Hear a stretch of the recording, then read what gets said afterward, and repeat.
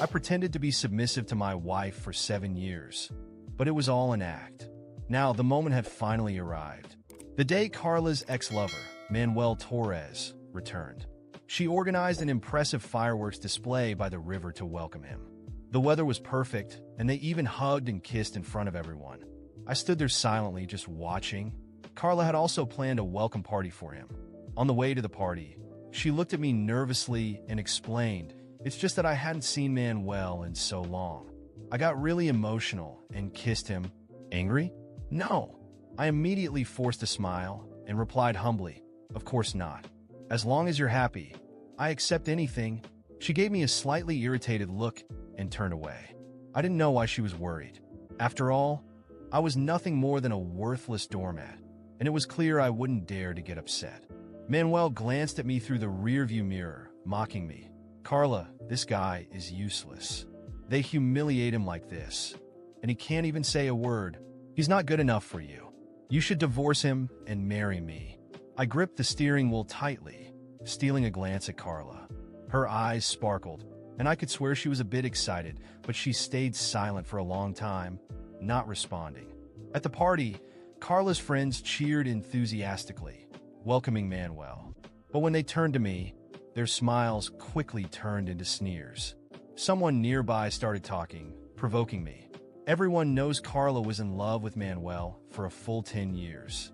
If he hadn't left for abroad so suddenly, she wouldn't have been so fragile and heartbroken as to fall for a loser who took advantage of the situation. Now that her true love is back, it's time for some people to step aside, don't you think? Thanks to Carla, no one at the party respected me, but I pretended not to notice. Silently, I watched Carla in the middle of the dance floor. Manuel took a sip of wine, pulled Carla close, and kissed her passionately. She timidly tried to return the kiss, but realized her glass was empty. She turned to me and complained, "Javier, fill my glass. Don't you see it's empty?" I rushed to pour more wine, but she shoved me aside with disdain and went back to kissing Manuel. Suddenly, Manuel grabbed my arm, stopping me from leaving. He looked me up and down with disdain. "I'm really curious. How did you manage to fool a noble woman like Carla into marrying you? Everyone says you're a loser with no dignity. Show me how you lick her boots." He tilted the glass, letting a few drops fall on his leather shoes. Then, with a cruel kick to my knee, he forced me to kneel and crawl like a dog. Carla just stood there, coldly watching. I gritted my teeth and knelt, wiping Manuel's shoes with my sleeve. As mocking laughter filled the air, I caught a glimpse of Carla's gaze. It was full of contempt. She walked toward me and delivered a strong kick. "You're a pathetic loser. Get away from me." She paused and added, "I'm staying with Manuel tonight." I understood immediately and silently booked a hotel room for them. I remained motionless. Carla's dress was half undone, and when she looked up and saw me, she appeared visibly irritated. "Why are you still here? Don't you realize how disgusting you are?" I stayed silent for a long time. When she was about to lose her patience, I hesitated and murmured, "I did well today, didn't I? Can I ask you something? Please don't divorce me." Her expression changed, turning into a mocking smile. "You, without a shred of dignity, a worthless man, how dare you want to stay by my side? Why shouldn't I divorce you? Javier, listen carefully. I'm going to divorce you." The hallway was dimly lit. Carla could see the tears running down my face, but she didn't notice my restrained smile. Without saying a word, she picked up a sandal from the floor and, with no respect at all, threw it at my face. Then, the door slammed shut. Alone in the emptiness, I finally allowed myself to smile. Free and unrestricted, I thought. Divorce? I have no problem with that. Everyone was convinced that I was completely in love with Carla. They believed I was a hopeless doormat. Carla took advantage of that supposed devotion, openly humiliating me and taking out her frustrations on me whenever something didn't go her way. But what she never imagined was that my relationship with her during those 7 years wasn't about love. It was an agreement. That night, sitting in the car with Carla's mother, Leticia Martinez, she sighed deeply and said, "Javier, I know these 7 years haven't been easy for you. Now that the contract has ended, Find a way to end this relationship and regain your freedom. Just make sure Carla never discovers the truth. Back then, Carla was devastated after being abandoned by Manuel and had fallen into a critical state, even contemplating taking her own life. Desperate, Letitia decided to hire someone who could help Carla overcome her pain, stabilize her life, and eventually resume her career and studies. That's where I came in, newly graduated from a prestigious university, but drowning in debt and directionless. The offer was tempting, a 7-year contract with an annual salary of $5 million. I accepted without much thought. My task was to play the role of a devoted husband. And now that the time had come to an end, I could finally stop acting. After so much time being the submissive man everyone saw, I was about to regain my life. When I got home that night, I found a package at the door. It was from a Laureate, a remote region. Inside were finely carved wooden sculptures, carefully wrapped in protective foam. I couldn't help but smile when I saw them. It was a genuine smile, a rarity after years of pretending. That night, I slept deeply, something I hadn't done in a long time. The next morning, I received a message from Carla, something that hadn't happened in years. The message was cold and direct. Bring your ID. Let's meet at the civil registry. I sighed in relief and couldn't help but laugh. During the entire drive to the registry, I laughed to myself. But when I saw her, I quickly changed my expression to one full of tears and began begging her not to divorce me. As usual, Carla rolled her eyes and demanded that I publicly apologize. Without thinking, I did so immediately. But to my surprise, that only made her angrier. With a resounding slap, she looked me straight in the eye and whispered through gritted teeth, "Are you really this pathetic, Javier? Don't you have even a shred of dignity?" The more I submitted to her whims, the more she seemed to despise me. However, when I ignored her, she was the one who came back begging. It was hard to determine who was truly the most pathetic in this relationship. To ensure the divorce went through without complications, I decided to humiliate myself more than I ever had before. Carla, with a cold glare, said, "If you want us to stay married, swear it. I want you to swear that you'll never come between Manuel and me, that you'll let us do whatever we want. You're nothing more than my pet." Without hesitation, I swore immediately, my eyes filled with supposed sincerity, even trembling as I did so. As more people gathered to watch the spectacle, Carla's frown deepened. It was clear that my level of submission deeply disgusted her. Inside, I couldn't help but smile at the thought that the divorce was closer than ever. Finally, she said disdainfully, "Fine, we won't divorce. Let's go." What she thought was an act of kindness sounded in my ears like a devastating thunderclap. I stood there, staring at her in astonishment, trying to comprehend how it had all come to this. I came home that night, unable to stop thinking about what had just happened.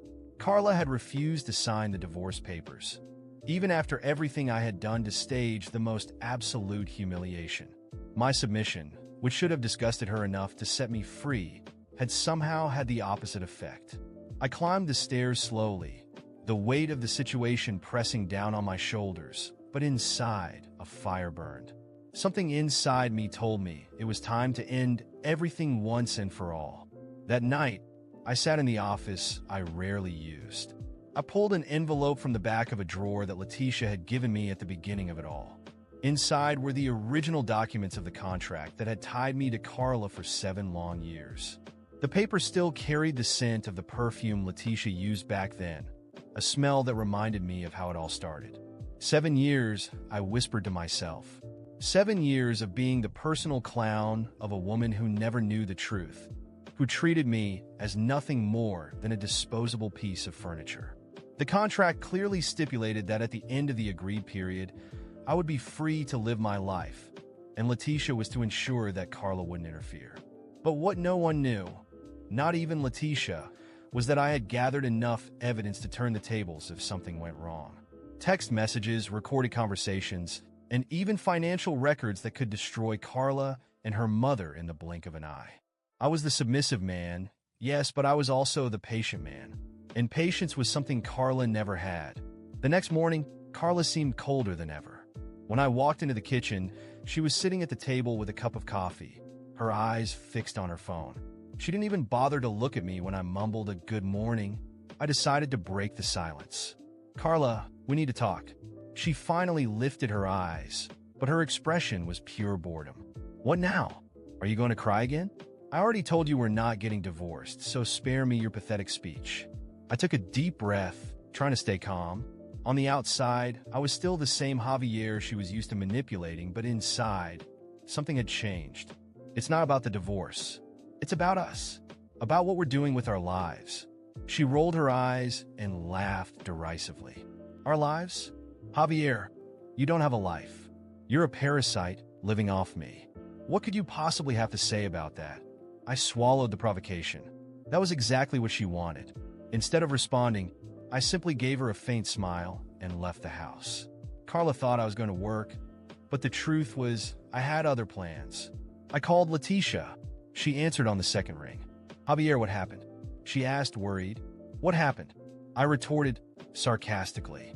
"Your daughter refused to give me the divorce, Leticia. You were supposed to make sure that didn't happen. Now we have a problem." There was a moment of silence on the other end of the line before she sighed. "I'll talk to her. Don't worry." But I knew Leticia had no control over Carla. She never did. That was precisely why she had hired me. I decided to speed things up on my own. I went straight to a lawyer, bringing the contract and all the compromising documents I had accumulated. The plan was simple.